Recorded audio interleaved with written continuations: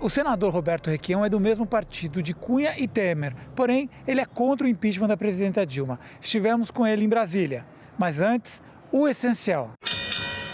O choro de Cunha provocou uma comoção entre a comunidade científica que nunca havia visto um psicopata derramar lágrimas. Foram dias e dias de ensaios com Pedro Bial e o goleiro Bruno, até que finalmente saiu alguma coisa. Segundo a Folha, ele admitiu para amigos: também tenho um dia de humano. O cachorro também é um ser humano, dizia o ex-ministro de Collor, Antônio Magri. Falando em cachorro, Temer continua abanando o rabo para os 300 e tantos picaretas que o ajudaram com o golpe. Como ele foi eleito por eles, deve só a eles satisfação. O povo, que se dane. A última picaretagem foi a indicação de um general pró-ditadura militar para a FUNAI, um tal general Peternelli. Foi para agradar o PSC de Marco Feliciano. Assim que a pilantragem ventilou, o interino fez o que faz sempre: recuou. A entrevista de hoje é com o senador Roberto Requião. Senador, existe alguma chance da presidenta Dilma não ser empichada? Bom, do ponto de vista legal, não resta dúvida para ninguém que não existe a possibilidade do impeachment. Não existe o tal crime de responsabilidade. Eu diria, numa linguagem bem clara, que a Dilma está sendo submetida a uma farsa revogatória. Agora, ultimamente, as revelações, o trabalho do Ministério Público, da Operação Lava Jato, tem exposto o grupo que tenta viabilizar o afastamento da presidente Dilma. Tem 4 ou 5 dos principais articuladores desse processo com prisão preventiva. Eu diria que qualquer momento desse se pode realizar uma reunião da cúpula do impeachment na Papuda, colocando um edital na cantina, porque está todo mundo com pedido de prisão preventiva no Supremo Tribunal Federal, que não faz nada, que está quieto.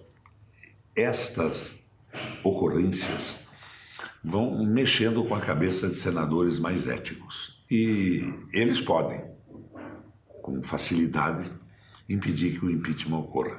São senadores que querem impedir o impeachment, mas querem que este seja também o processo de uma mudança radical no governo. A volta aos compromissos da campanha eleitoral. Eles votariam com facilidade contra esse impeachment no plenário do Senado, com o compromisso de um plebiscito, com o compromisso de uma mudança radical na política econômica. Ocorreu há 2 ou 3 dias atrás um jantar na casa do Renan com o Meirelles. Eu não fui. Eu não fui porque disse, inclusive no plenário, que o prato principal a ser servido ia ser a soberania brasileira e a sobremesa seria o direito dos trabalhadores. A tal da história do acordo superando as leis sociais de garantia. Eu não fui. Mas os que foram voltaram decepcionados. Agora, eles esperavam o quê do Meirelles? Eu vejo que, depois da derrota do nazismo, o Estado Social se estabeleceu, principalmente na Europa. É a preocupação com o meio ambiente, com a sustentabilidade, com os direitos humanos, a preocupação com os direitos trabalhistas.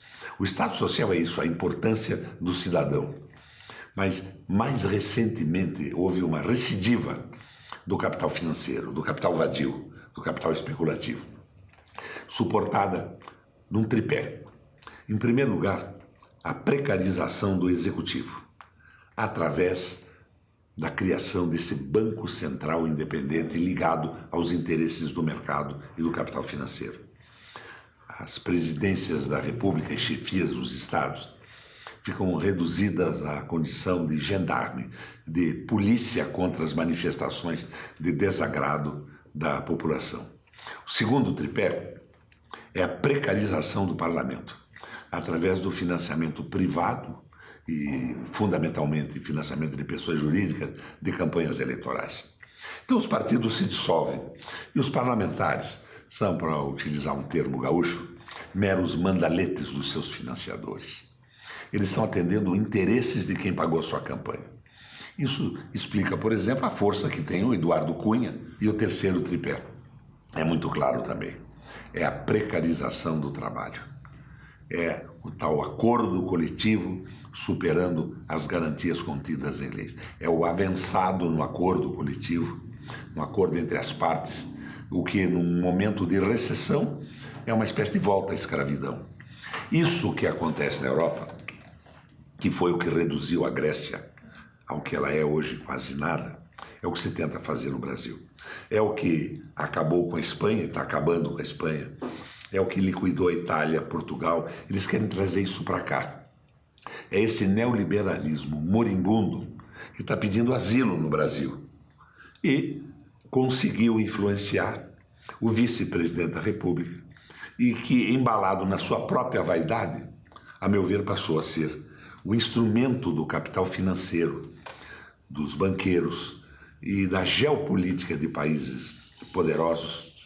Agora, você me perguntou se a Dilma tem chance de voltar. Tem.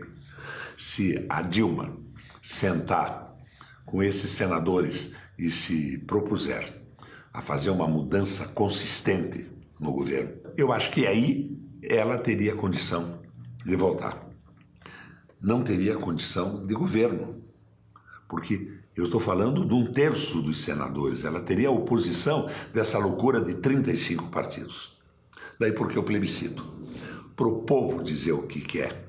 Não mais o Temer, o Padilha, o Moreira conversando nas antessalas dos bancos com os banqueiros. E vejo uma possibilidade de vitória, assim, de um movimento bem mais decente do que esse movimento presidido pela complacência e autocomplacência com a corrupção que nós vivemos hoje. Não escapa ninguém desse processo. Cada enxadada é uma minhoca. Nós estamos colocando um representante da Febraban, um banqueiro, para cuidar da economia brasileira. E o Banco Central é infinitamente mais importante que o Ministério da Fazenda. Mais um brutal equívoco do meu amigo Michel Temer no início desse governo que, desta forma, sem dúvida, será muito curto. Então, o senhor acha que o Eduardo Cunha é um monumento à impunidade? O Eduardo Cunha é um monumento à complacência e autocomplacência com a corrupção do Congresso Nacional. Eu acho que vão condenar Eduardo Cunha mais cedo ou mais tarde. Porque você não tem que fechar o Supremo Tribunal Federal e tudo isso, né? Chegou um momento que isso não vai passar mais na garganta da população. Mas você veja a extraordinária complacência até um bom momento da Globo e das mídias com Eduardo Cunha. Ele não era o herói da moralidade contra a presidente Dilma. A mídia é isso, Eduardo Cunha é a mídia. De certa forma, o judiciário é o Eduardo Cunha, porque geneticamente os juízes têm a mesma origem que os deputados, vereadores, senadores. É a mesma coisa. Agora, só com uma transparência absoluta, uma mudança do processo da eleição, nós podíamos mudar isso tudo. Fim do financiamento público de campanha, assim, limitado, público. Possibilidade de doações individuais limitadas, acabar com as coligações. Acabando com as coligações, acabava com esses 35 partidinhos que vendem tempo na televisão e vendem voto. O senhor acha a Operação Lava Jato seletiva? A Lava Jato é altamente seletiva. Ela é seletiva em função da própria formação dos juízes. São juízes formados durante esta massiva propaganda da Guerra Fria, o medo do comunismo, esta visão conservadora das coisas.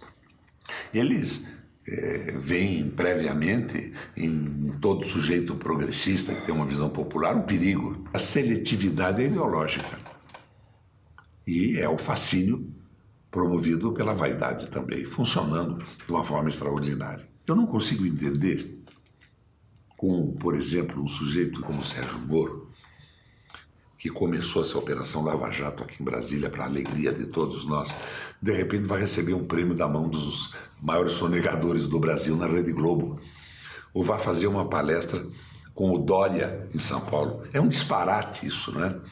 A vaidade apanhou, de certa forma, o Sérgio Moro. De repente eu vejo um procurador, que é o chefe lá no Paraná, que faz um trabalho exemplar, se imaginar uma espécie de espada de fogo do Senhor, uma missão divina, mas é divina para um lado só.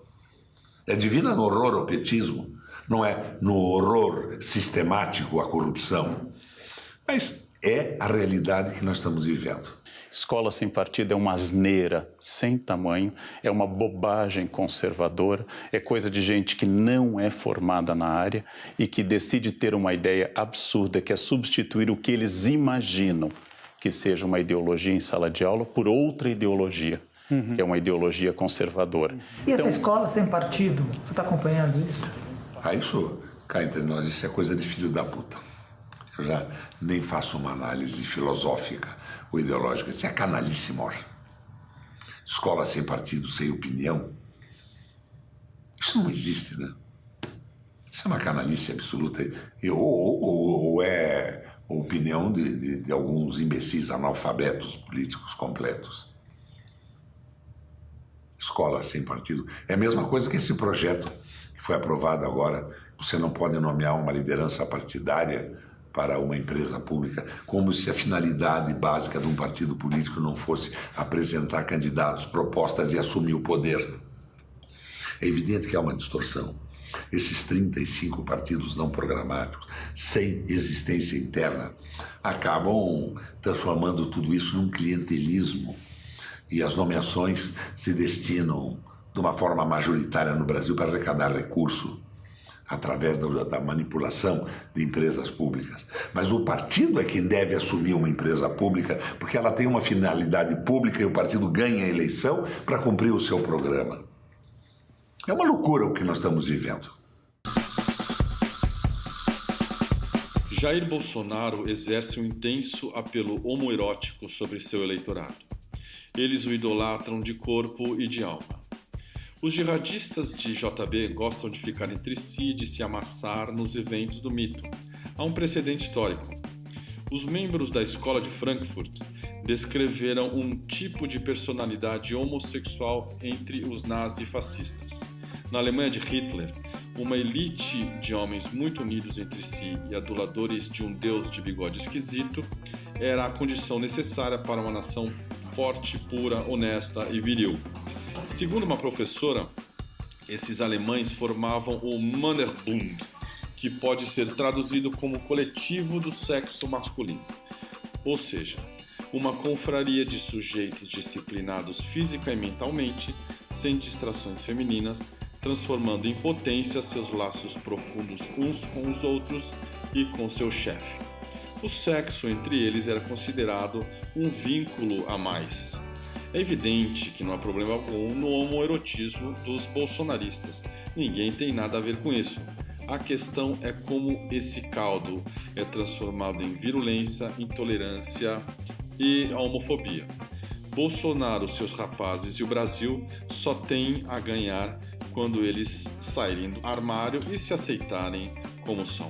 Informação ou desinformação? O que você sabe sobre a gestão da Prefeitura de São Paulo? Na semana que vem vamos entrevistar Fernando Haddad. Até lá. Está sobrando pouco da política brasileira, tem pouca gente de pé, capaz de olhar no olho do eleitor e conversar seriamente sobre política. Eu acho que vai sobrar muito pouca gente dessa geração de políticos.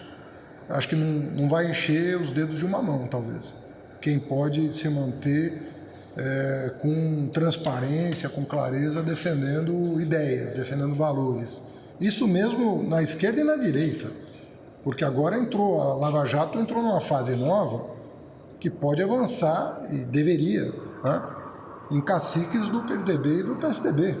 Estão todos aí expostos, né, pelos documentos que têm sido trazidos, pelos depoimentos que estão vindo à tona, né, demonstrando que essa situação de financiamento de partidos valeu para todos.